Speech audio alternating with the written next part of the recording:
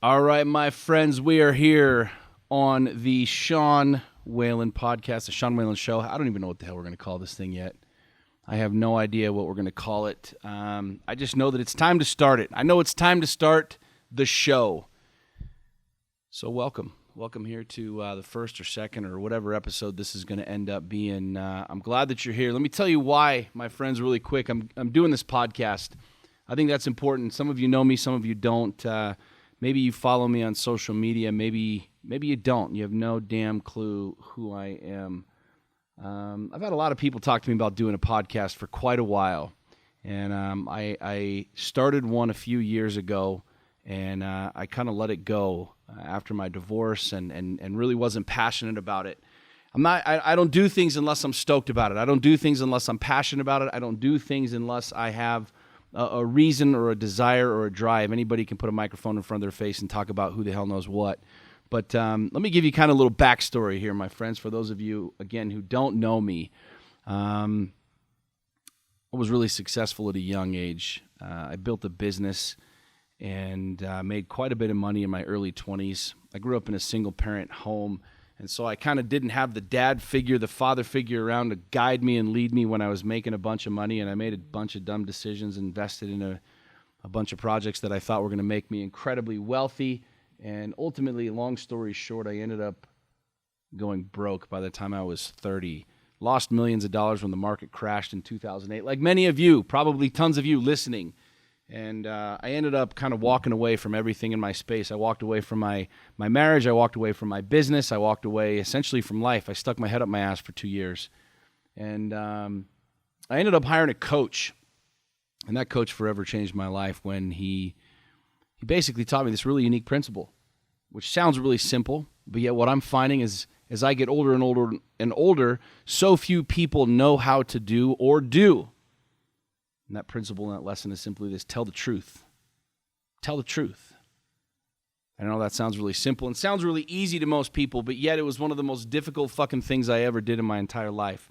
To talk about my depression, to talk about my frustration, to talk about what it was like losing millions of dollars, walking away from a marriage, to talk about the pain and the frustration and the anxiety and everything that was going on in my space and my world and my life for many years. And once I started telling the truth, some interesting things started happening. People started listening. I started sharing things on social media. I was terrified. I was terrified to share anything on social media because I was known as the guy who had made the money and lost the money and was kind of the big laughing stock.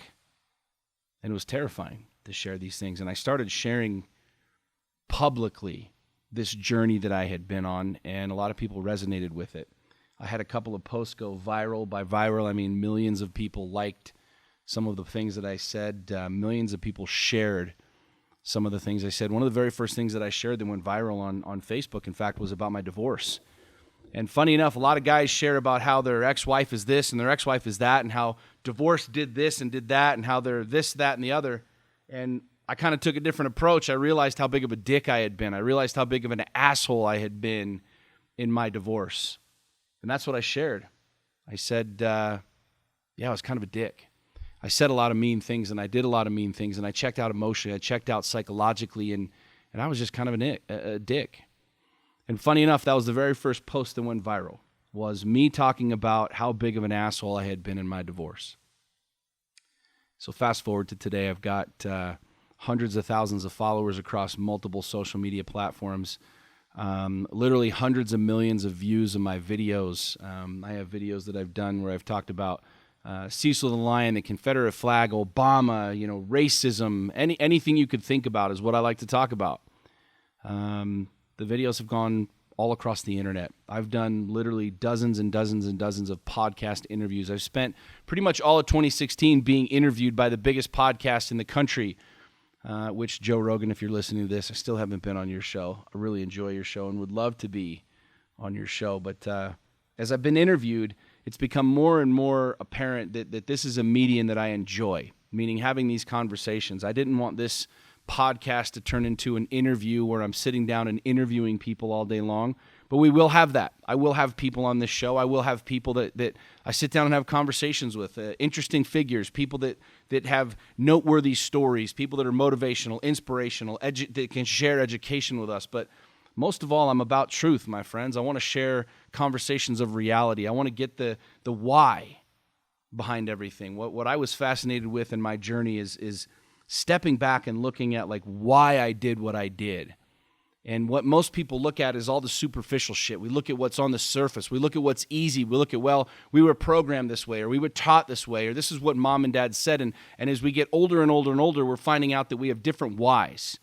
Like why we're doing certain things, why we say certain things, why we believe certain things. And what's interesting as a father, I've got 3 kids, a 14-year-old, a 10-year-old, and an 8-year-old. As a little kid, like, we would say why, and you remember what mom and dad would say? Mom and dad would say, well, just because I'm the adult, because that's the way it is. And I find myself today in my late 30s now asking the question more and more and more, why?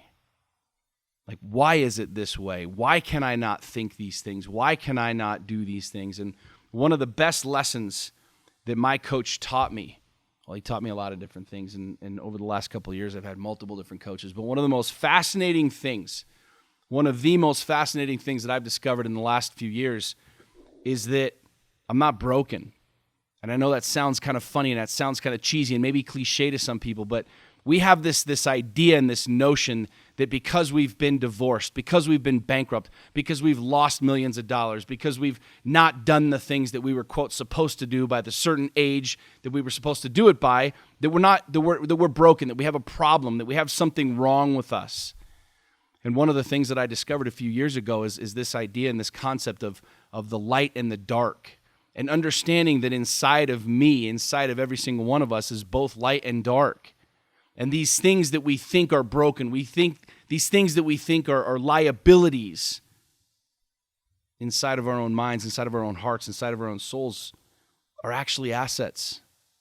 It's actually a beautiful thing. It's a beautiful thing to know that inside you have pain, inside you have frustration, inside you have life, you have experience. You have years and years and years perhaps. Some of you might be older than me. Some of you might be younger than me. I don't know. But at the end of the day, you have experience. One of my favorite quotes is by a gentleman named Thomas Monson.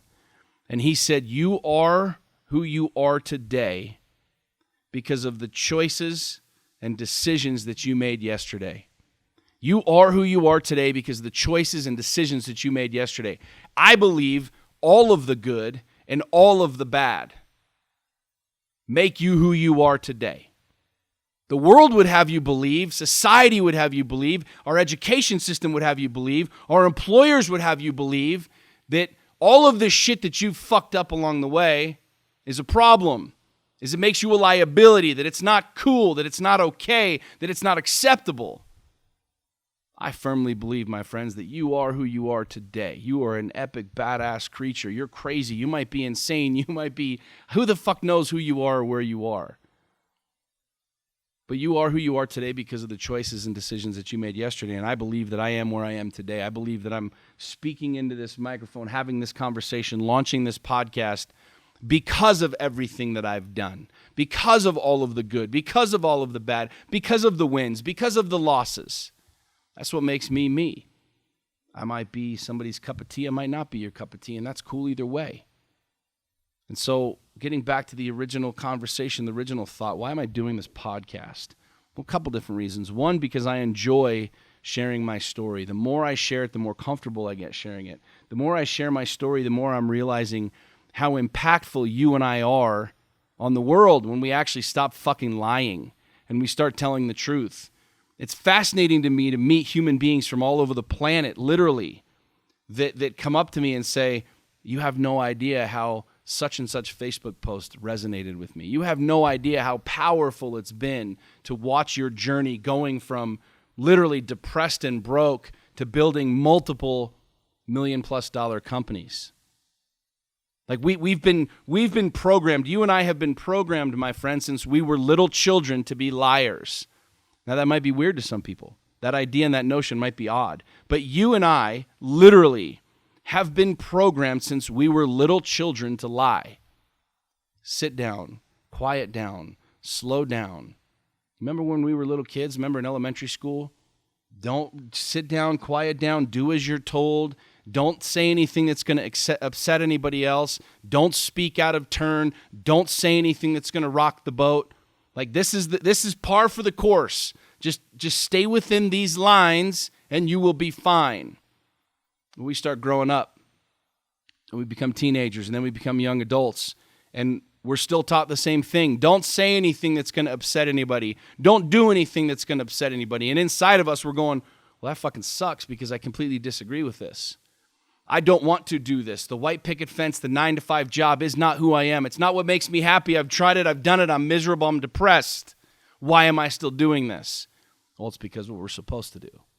So we're literally programmed as little children to be liars. And as we get older, we continue to lie and we continue to lie and we continue to lie. And then we find a significant other or a lover or whatever it is, and we continue to lie to them and we continue to perpetuate these lies.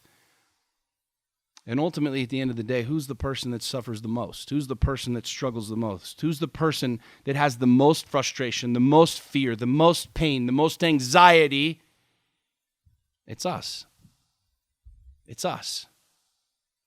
Because we're simply not telling the truth. We're living a life to please other people, and the person that's pleased the least is us. It was me. I was trying to fit inside of this box and be this normal dude and not say the things that I felt passionate about and not talk about the darkness because it might make my wife uncomfortable. It might make the people at church uncomfortable. It might make my employees or my partners uncomfortable. Well, at the end of the day, I kept bottling up and bottling up and bottling up, and the person that was struggling the most, that was drowning the most, was me. And so I want to use this podcast, I want to use this opportunity for you and I to connect wherever you are in the world, whether you're watching this on video, whether you're listening to this, to have real fucking conversations about real shit that matters, about the stuff that's going on in your mind and in your life, the stuff that's going on in my mind and my life, like the shit that I share all across social media that's literally led to hundreds of millions of connections with people all over the world. It's me, it's my life. It's not theory. It's not I read in a book once and maybe this will be truth or maybe this will work for you. But it's, hey, here's what I do. Here's what I've done when I've experienced this. Again, do I have every answer? Hell no. Hell no. We haven't found the edges of the universe. We haven't found the bottom of the ocean yet. I'm far from having every single answer. But what I do have is I have experience. I've lived life. I've done a lot of things. And I'm speaking openly and freely about it, and it's connecting me with human beings all over the world, and I love it. So that's one of the reasons that I want to share what I want to share on this podcast. The other reason is something that's happened fairly recently. This is just kind of an interesting thing. Again, for those of you that know me, you'll know what I'm talking about. I've been big on social media. I've been big on Facebook. Okay, most of my posts have gone viral on Facebook, and I have quite a few followers there, and some of my videos have 8, 10, 12, 15 million views. But what's fascinating is this idea and this notion going on our planet, and especially here in America, that we all want equality and we all want freedom, right? We're all demanding First Amendment. We want to be able to say whatever we want to say. If we don't resonate with a boy or a girl, we want to have a different name for who we are. We want to be able to choose whatever bathroom we want to go in, and that's fine, whatever. But here's something fascinating happening in my life personally as I share a lot of things that I'm very passionate about. I think that racism is a joke. I mean, discriminating or making fun of somebody based off their skin color or their sexual orientation is just fucking stupid. That's just ignorant, right? But what I am is I'm very passionate about what I say, and I stand I stand fervently and vigorously behind the things that I believe. And so on Facebook, they don't quite like that. And so here in the last couple months, I've been banned from Facebook twice. About 3 weeks ago, I was banned for a week because I said, fellas, stop being fat.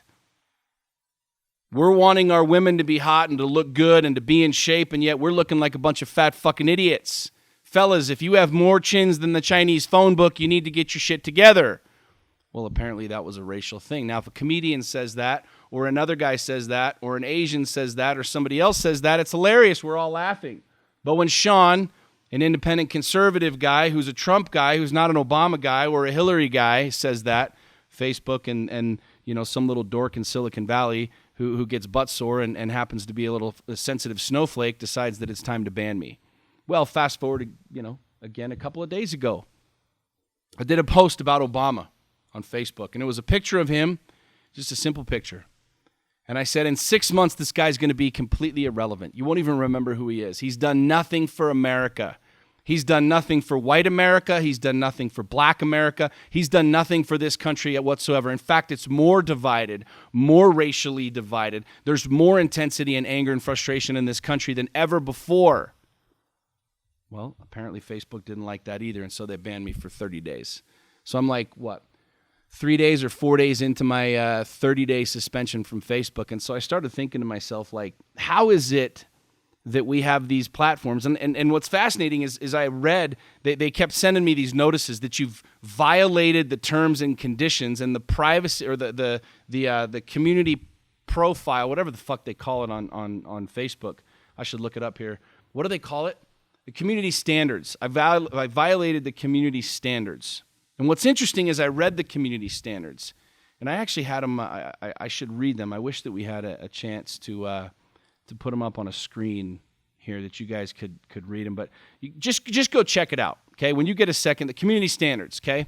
Let me just share this with you really quick. I want to share this with you because Facebook, without a doubt, is a massively powerful platform, okay? Mark Zuckerberg has allowed me to reach millions and millions and millions of people, and I believe that this thing called Facebook started, these social media platforms start with the good intention of connecting people and using people, and Facebook is no different right now than CNN, Fox, ABC, NBC. It's a media organization. And do you see on CNN a bunch of independent conservatives being hosts and anchors and things like that? No. Because they have an agenda. They have a board, and they have directors, and they have everybody puppeting what's being said on that network. And the same thing on Fox. You have all the conservative messages and this and that and the other. And so I've viewed Facebook over the last couple of years as this open platform, this medium that I could share what it is that I want to share the way that I want to share it, and hope that the message reaches the people that I want it to reach and resonates with the people I want it to resonate with. Well, that's not the case anymore. And so here I am in the middle of this 30-day ban, and I was like, I need to start reaching more people. I need to start getting out there more, and I need to start expanding the conversation. And if I'm just going to rely on Facebook, who's going to shut me down because I say white America or black America, or I say more chins than the Chinese phone book, which seriously, anybody else that says it just flies and it just goes. I've got screenshots of posts of racially and intentionally racially profiled posts that they just continue to ride, and they go and they don't do anything. But what's fascinating is this, and this is part of the conversation I want to have today of why I'm doing this podcast and why I want to open this up and why I want to connect with you guys in this platform where we can have an open dialogue and an open conversation. I encourage you, subscribe on iTunes, follow, subscribe on YouTube and the other platforms that we're going to put this out. Leave comments, share with me your insight, ask me questions. Put suggestions and have a conversation about what we should talk about on this show, simply because I love engaging with people. I don't care if you're black, white, Puerto Rican, Mexican, gay, straight, or you don't know what the fuck if you have a penis or a vagina. I don't really give a shit. I love engaging conversation. I love talking about shit that's meaningful to me, to you, to the universe, to our children, to the world. I'm constantly asking questions. I'm constantly asking why. But here's something that's fascinating. We're dealing right now in our society with this whole movement of we want equality. We want to be able to say anything and everything that we want. But there's a catch. If you say something that I don't like, if you say something I don't agree with, if you say something that hurts my feelings, that's against what I believe about God or about sex or about politics or religion, I'm offended. And if I'm offended, I'm going to go into my safe space and damn you for saying what you said. No, wait. I want to be able to say whatever I want to say, but I don't want you to say something that's going to offend me. This goes back to how you and I were raised, my friend. Sit down, quiet down, don't say anything. So we have this literal group of sheep. Millions and millions and millions of sheep that are like, that offended me, and damn it, you're wrong. You can't say these kinds of things. You can't talk about Obama like that. You can't say Obama's a bad president. And so here we have this interesting dynamic happening where someone like me shares more and more and more openly, and I become the bad guy. I become the guy who is saying things that's offending people.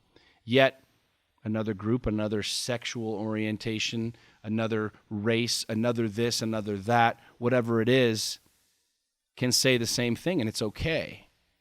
So I want equality for everybody, and I know you want equality for everybody. So if we're going to allow you listening to this to be able to say anything that you want to say, then I should be able to say anything I want to say. And yeah, something you say might offend me. Who the fuck cares? That's on me. That's not on you.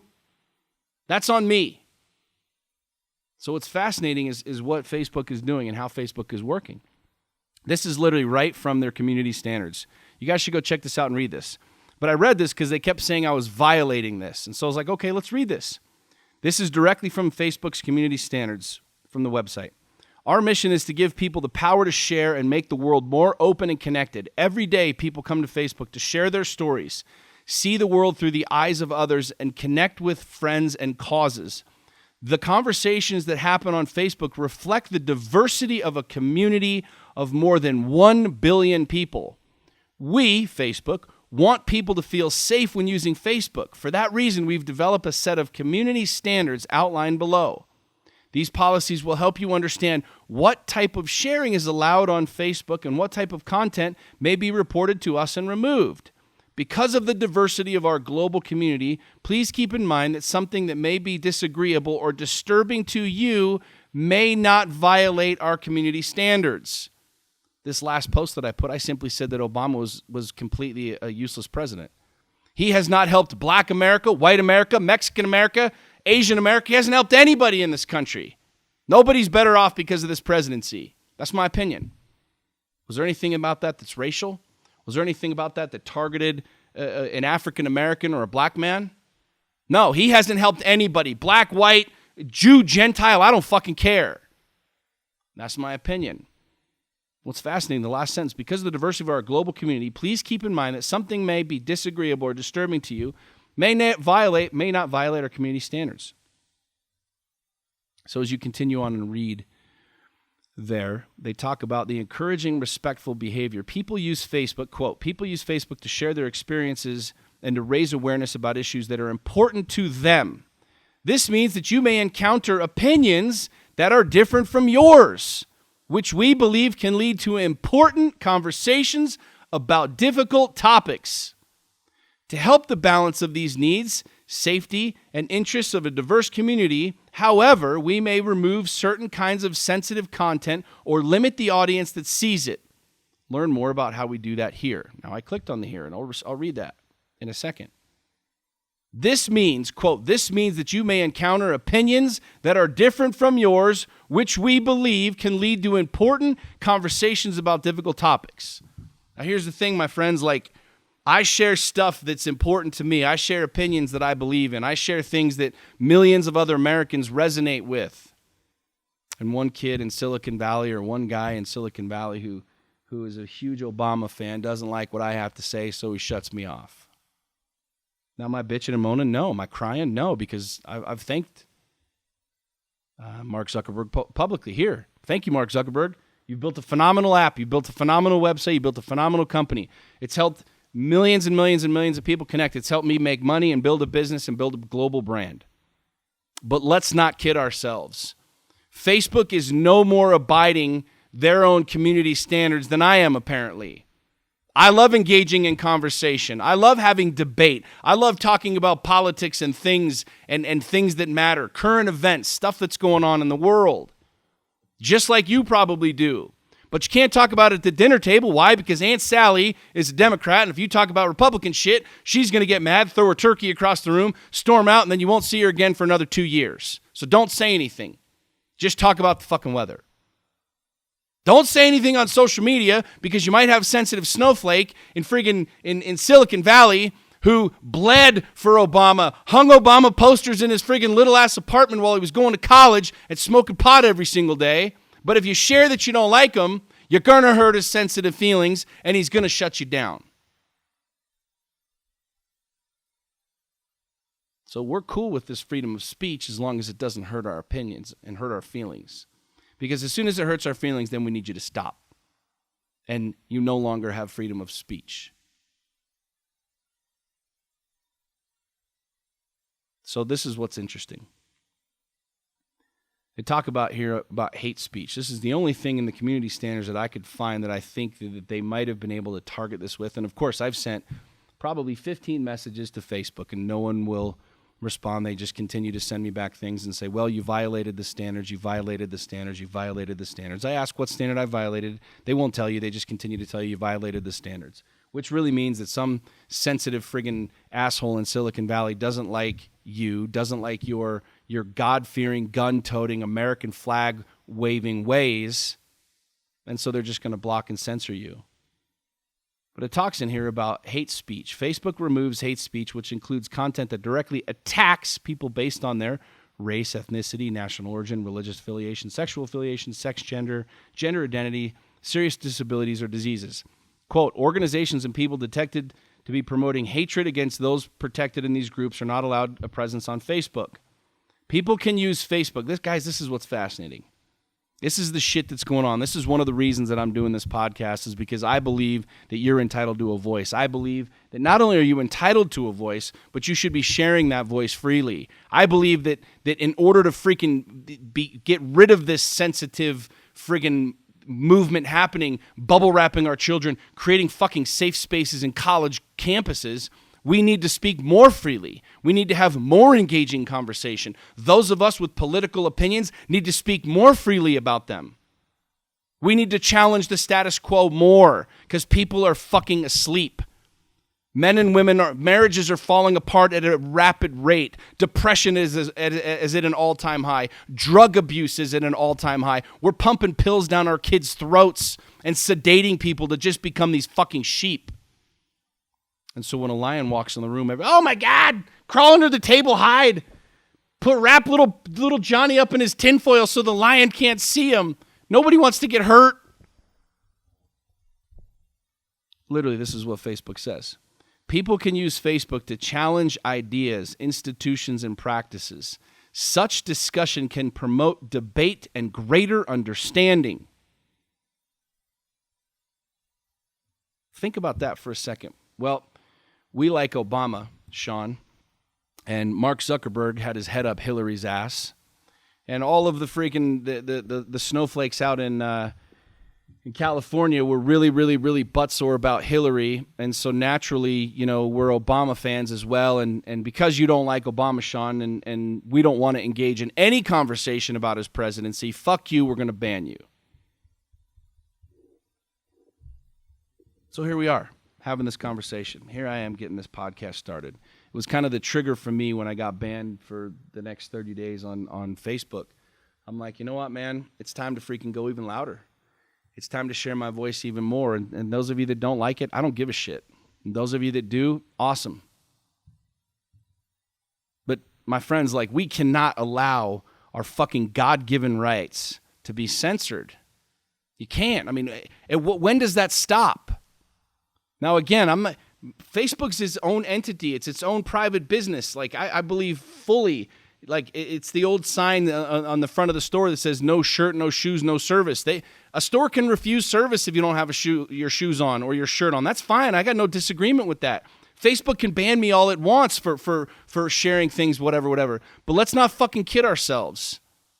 Let's not kid ourselves. We're not dealing with equality here. We're not dealing with freedom of speech. What we're dealing with is a bunch of fucking sensitive pussies who don't want men like me sharing the fact that men should be fucking men. They don't want me talking about the fact that men should be owning who they are and acting like fucking men and speaking freely about the truth and sharing shit and not hiding and lying anymore. Why? Because it's hard to hear that when you're hiding and lying. It's hard to hear that. And so what does a company, what does an organization like Facebook do? They want to surround themselves with a bunch of yes men. You know what I mean? And unfortunately, guys like me who talk freely about things that actually matter, about fathers being fathers, about owning who the hell you are, about owning your past, about owning the darkness. That's hard for people to hear who are living in the darkness. So I love Facebook. I love what it's given me the platform to do. I love that it's given me an opportunity to reach millions of people, but it's no more freedom of speech than, a freaking third world dictator allows freedom of speech. It's not allowing people to have their First Amendment rights. And that's their choice. They can do that. No shoes, no shirt, no service. That's fine. But I'm a full believer in the fact that, we should engage in these conversations. We should be able to have these conversations because they're tough. Racism, sexism, these gender issues. I mean, some people are really struggling with this stuff. These are real topics. This is shit really happening to my kids at school. This is stuff really happening in my space, in my world. And if I disagree with you, that's okay. That's what we should be encouraging, is open forum conversation. We should be encouraging disagreements. We should be encouraging our children to handle their shit on the playground. But what do? Go run and tell your teacher, and then the teacher's going to call the principal, and then because Bobby over here said something harsh to little Johnny, we're going to suspend him and make him feel like shit. Dude, when I was a kid, my dad would stand at the end of the driveway with the neighbors. My little buddy's dads, they'd stand at the end of the driveway and they'd make us handle our shit. They'd make us sort it out right there on the street. But nowadays, we run and we tell, and we let somebody else sort our problems. Nowadays, we can't handle truth. We can't handle a different opinion. We can't handle a different conversation. We can't handle anything different because we've been programmed and told that we should just make everybody feel okay, that everyone should feel okay, that everybody's feelings should just be safe. And if you say anything that's different, if you share anything that's different, you are wrong. My friends, that's bullshit. So I can tell you, as the Almighty is my witness, I don't know who the hell can shut my podcast down. I don't know who the hell can friggin' say that I'm offensive in here. I'm sure thousands of you probably will, and I don't really give a fuck. But I will tell you that I'm not here to bubble wrap you.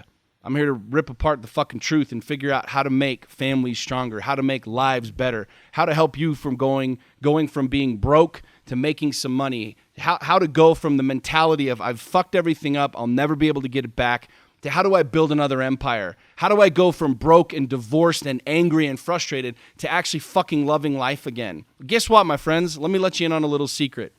That's a tough conversation to have.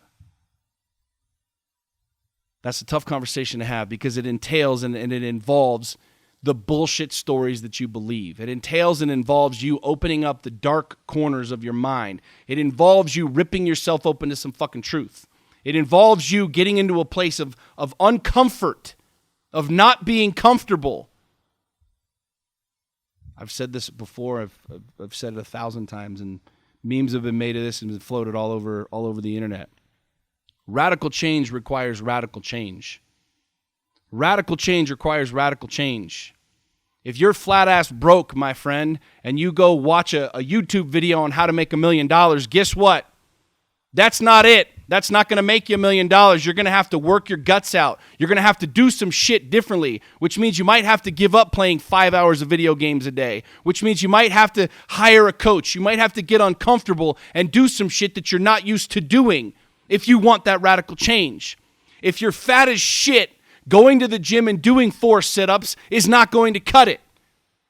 If you're fat as shit, you are going to have to make life transformations. Stuff that is uncomfortable. You will have to become uncomfortable. Radical change requires radical change. We're lazy. We want everything now. We want everything easy. We're an instant gratification society, an instant gratification people. And so when I say you have to work for it, when I say you're going to have to do some shit to get there, whoa, wait a second. Where's the easy pill? Where's the easy button? Where's the I'm not offended? Wait a second. This is making me uncomfortable. There's got to be an easier way. No. There is no easier way. You got to do the fucking work. And sometimes the conversation around the work is uncomfortable. Sometimes the work is uncomfortable. Sometimes the work is difficult. That's the kind of podcast I want to have. Those are the kind of conversations I want to have. I love talking about the rain and the weather, and I love talking about the universe. And I'm like a little kid. I'm a 38-year-old little kid. I love setting shit on fire and shooting guns and blowing stuff up.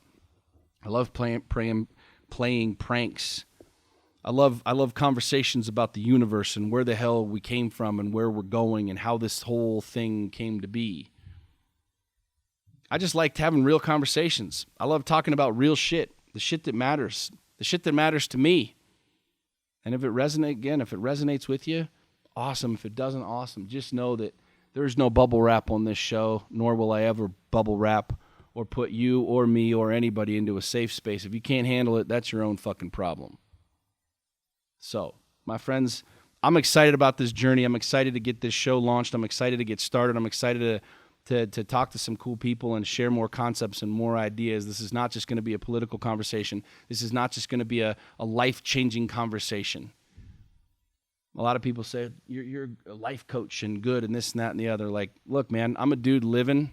I'm a dude growing. I'm learning. I'm reading. I'm expanding. I'm trying to make relationships work. I'm trying to make being a dad work. I'm trying to make having an ex-wife work and the whole thing.